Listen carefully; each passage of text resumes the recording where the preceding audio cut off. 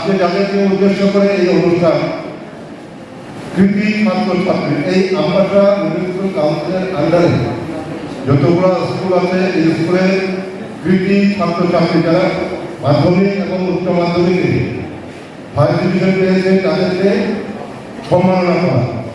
এটার উদ্দেশ্য এটাই যে আজকে তারা তাদের শিক্ষক, অভিভাবক, তাদের দ্বারা পরিচালিত হয়ে তারা আজকে এই সম্মান তারা অর্জন করতে পেরেছে এবং পরবর্তী সময় তাদেরকে লক্ষ্য করে তাদের যে কৃতিত্ব, এই কৃতিত্বকে আরো অনুসরণ করবে তাদের ছোট ক্লাসের ছাত্রছাত্রীরা।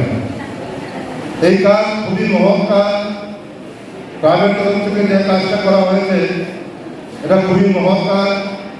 এটা সবসময় করা দরকার আমি মনে করি।